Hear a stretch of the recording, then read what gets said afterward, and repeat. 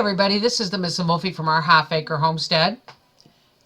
Today is June 11th, 2016, and I wanted to say thank you and apologize all at once about my rant on the bingo bullies thing.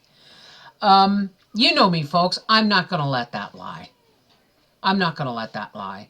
The next day, I did what I could to figure out what was going on. Now, as from what I can tell, the lady who sold the cards and one of the runners is that she's married to, were the only ones who really talked to us when we would show up, because of course he's a runner and she sells the tickets, so we're going to be in contact with these two people. But there's no bank machines there. There's no TV monitors to show the cards. There's no anything like that. And so, I mean, they don't have anywhere where you can, swipe a card to buy your bingo book.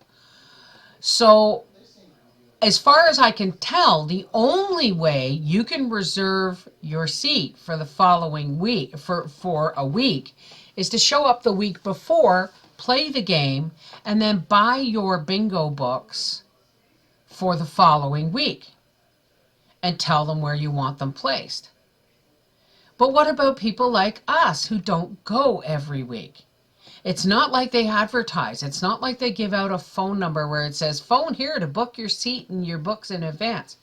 The people aren't paying for the seat.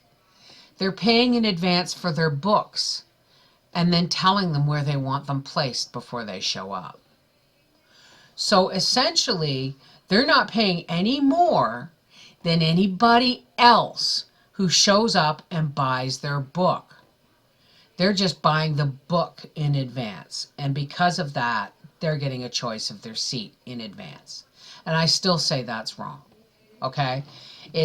I still say that, reserving seats at a public bingo and not making it clear for everybody else that they can reserve.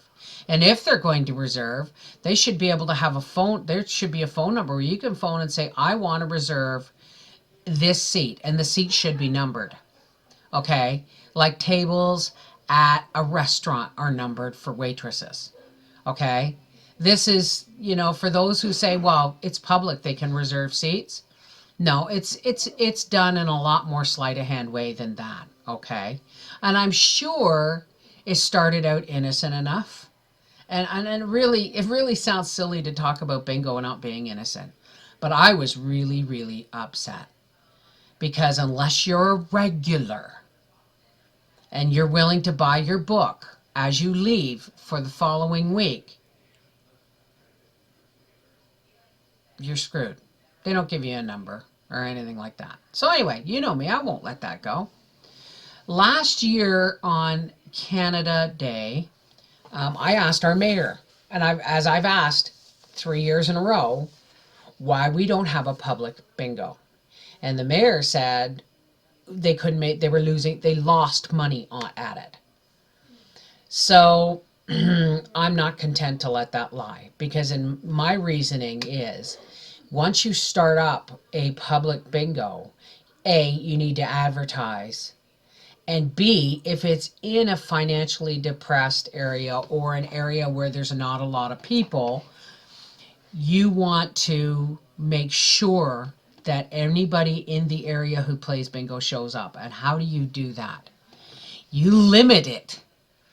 Okay? When you first open a bingo, you're going to say, okay, this is a trial run, folks. We're going to have bingo once a month for the next 3 months.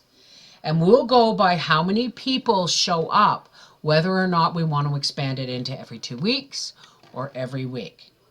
But first, if you give people a choice of bingo every week, more often than not, they're going to look at the window and go, oh, it's raining. I don't want to go tonight. I'll go next week.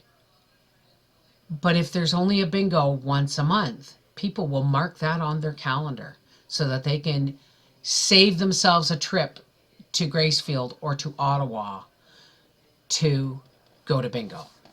Now, I talked to, yes, of course I did. You know me.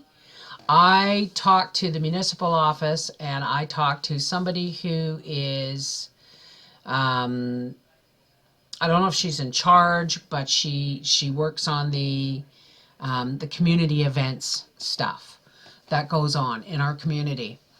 And she told me one of the reasons the bingo didn't fly was because just when they were getting it organized, when they started it, the no smoking in public buildings came into effect. And she said that just threw a lot of people off. And it closed a lot of bingos. But that's fine. People are used to it now. It's been years. Okay, it's been several years since the no smoking in public buildings law came into effect. And I think we have just as good a shot of having a bingo here as anywhere else. So I've been invited to the next like kind of community events meeting, which is sometime in July. They're going to call me and let me know so that I can,